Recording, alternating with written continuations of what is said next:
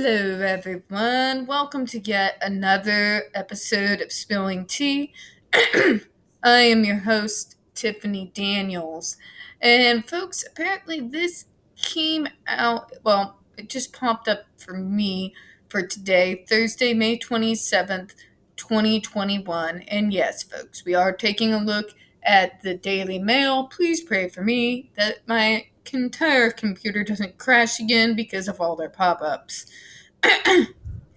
Now, it states here, I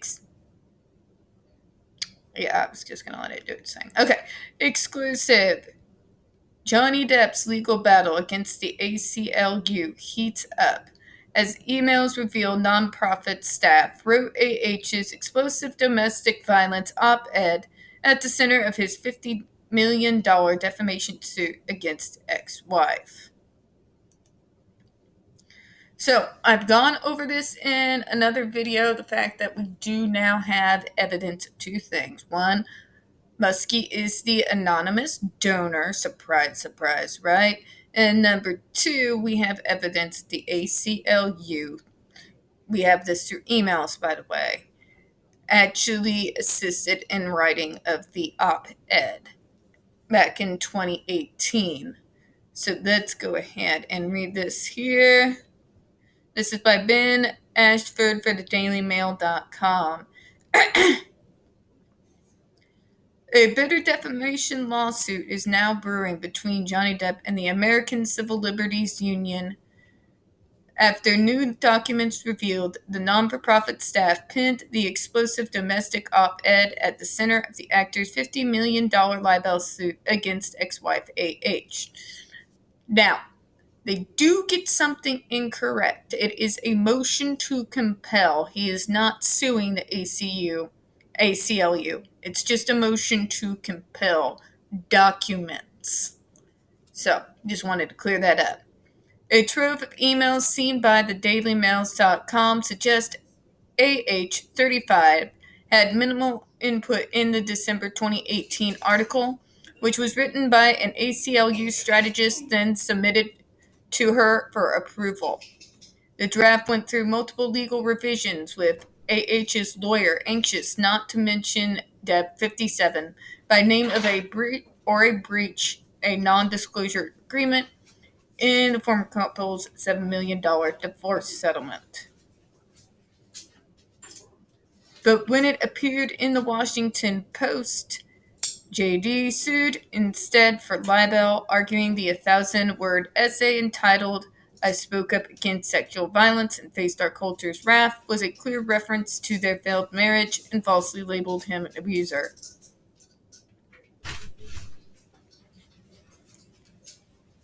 Three years on, the ACLU's involvement is threatening to drag the non-for-profit deeper into the toxic lawsuit. Depp's lawyers hint it could even see them added as a defendant. Or maybe they might be suing the ACLU. We'll see. Right now, it's just a motion to compel. This new trove of emails finally proves one of the things that ACLU has fought for years to hide. They wrote AH's false op-ed for her and were co-conspirators with AH from the start, Depp's attorney Adam Waldman told DailyMail.com. Those who scheme, write, and publish defamation, even purported free speech advocates, are not immune from the consequences. The ACLU is already facing a May 28th deadline to respond to a barrage of subpoenas from Depp's legal team who want to know if AH ever honored a public 2016 pledge to donate half her divorce money, some $3.5 million, to the vaunted civil rights group. Now, previously unseen correspondence obtained by thedailymail.com reveals the ACLU staff came up with the idea for the op-ed when they appointed her an ambassador on women's rights in late 2018. Okay, so here's the email. Let's take a look at it. Okay, so from Jerry Johnson, says, Hi, Jody. I'd like your and AH's thoughts on doing an op-ed in which she discusses the ways in which survivors of gender-based violence have been made less safe under the Trump administration and how people can take action. It can be timed for sometime after 11:14, when it's time to remind the newly elected Congress of their priorities. Her ambassador title could appear in her byline announced in the social media promotion of the piece. Ooh. Can her being an ambassador have to do with this whole thing? Why am I not shocked? In the op-ed, she can argue that it's time to make sure that our leaders take GBV seriously by highlighting the following: Congress's delay in the reauthorizing of the AWA, which expires on 12/7, the ACLU's lawsuit against Sessions over a new asylum rule he implemented against asylum-seeking fleeing domestic violence, a new Title IX rule we're expecting Betsy Davos to issue this month, which would roll back protections for sexual assault survivors on college campuses. She can also, of course, mention Trump's irresponsible attacks on Christine Blasey Ford and survivors who don't report right away. If she feels comfortable, she can interweave her personal story, saying how painful it is as a GBV survivor to witness these setbacks. Target publications could include digital outlets like Teen Vogue, Marie Claire, Vice, and Broadly, or a paper like the LA Times. Would this be of interest? Would you like for us to do the first draft? Might include a quick phone interview to get her thoughts. And of course, there's a whole bunch of that listed underneath there. I can't read, kind of blurred out. But there you have it. That's a pretty damning email. Oh, but wait, there's more. Here is another email. Okay. So it states, "Hi AH, apology for the delay, but we have needed this to pass through quite a few lawyers first. Please read Robin's notes below and let me know your edits. Also, you should show this to your attorney, one from the long list. I want to make sure nothing's said in here that puts you in jeopardy with your NDA, Jessica."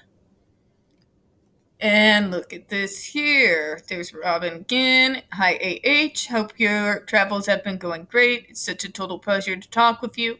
I tried to gather your fire and rage and really interesting analysis and shape that into an op-ed form with mentions of a few policies and a growing movement.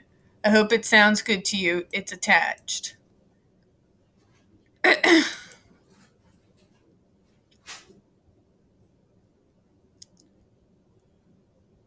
I'm sorry for the delay in getting it to you. Many lawyers have reviewed it here, tweaked the policy bits. Your lawyers should review this for the way I skirted around talk of your marriage. And there are a few places where I wasn't sure if something was right or needed a few words to end the sentence. I put those in bold and know them with TK. If you could fill those in, that would be a big help. Thank you for sharing your passion and your perspective. Blah, blah, blah, blah, blah, blah, blah. Here's another one. He wasn't kidding about Barrage. Okay, this one goes, "Thank you so much, AH and Sean. I do appreciate your work to protect AH and also make this piece to her experience. I'd love to hop on a phone call if you're available. I'm free now for the next 5 minutes, or again from 2 to 3 Eastern Standard Time, 40 minutes from now. You had a brilliant solution for the paragraph about not talking about the marriage. My concern is this paragraph. Then 2 years ago, after I got a temporary restraining order against my then husband, I felt the full force of our culture's wrath for women who speak out. The day I left the courtroom and walked into a pack of hundreds of photographers. I didn't have a team of bodyguards. My lawyers used their own bodies to block out space for me to walk to my car. The whole way there, I heard press yelling the same question in one form or another.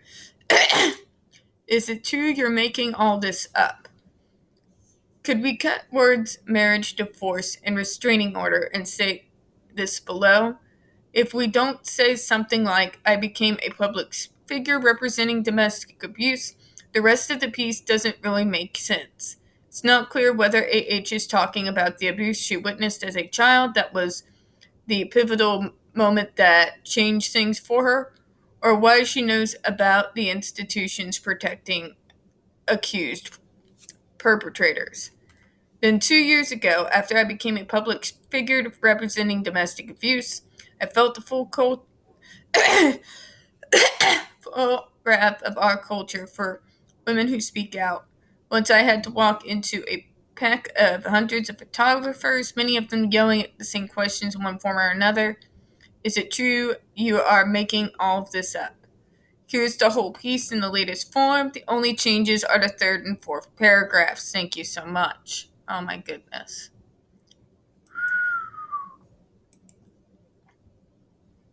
1 of 14.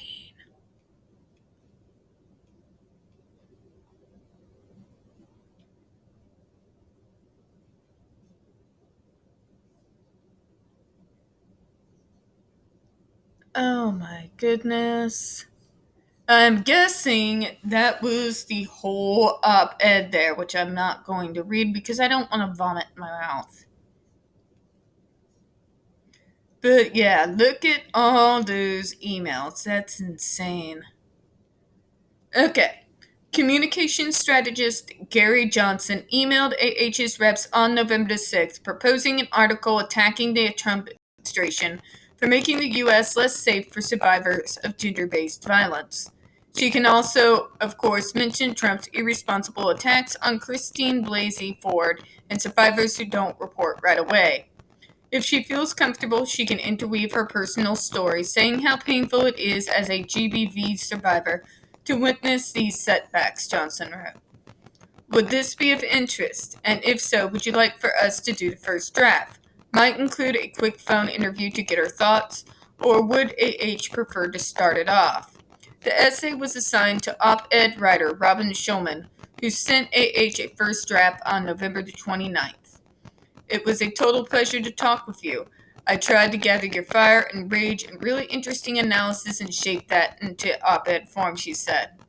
AH wrote to Schulman a week later to say, everyone was very impressed. Thank you for finding my voice.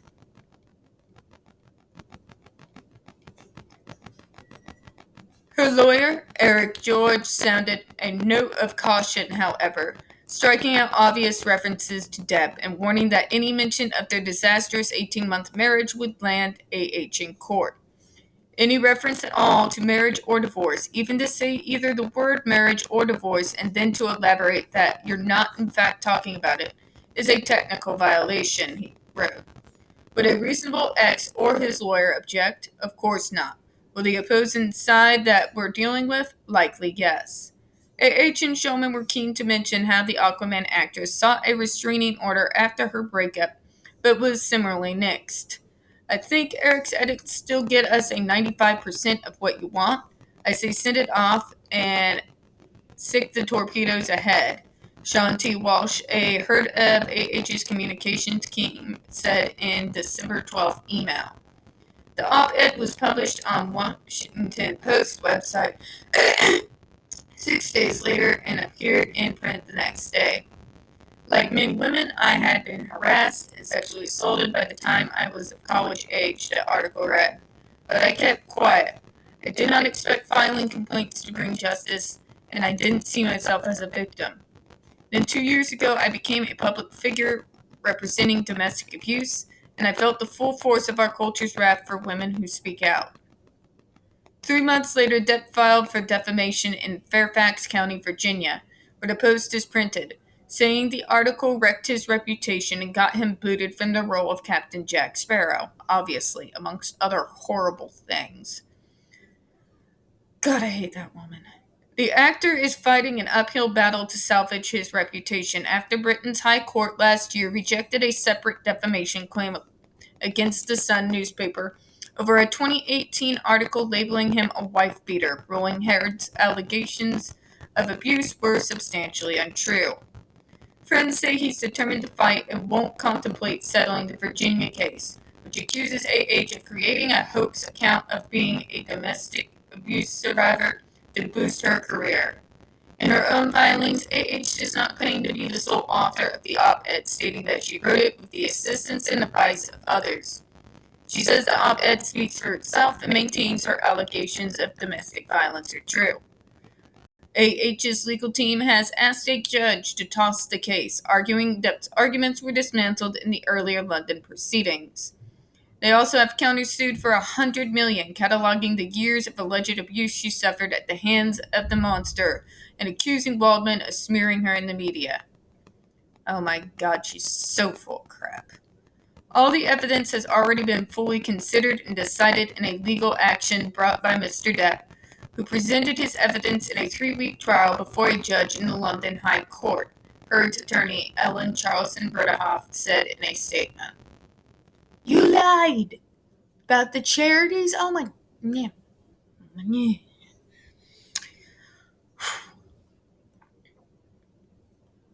The court wrote an extensive 129-page opinion finding against Mr. Depp. Mr. Depp's appeals have been denied. The judgment is final.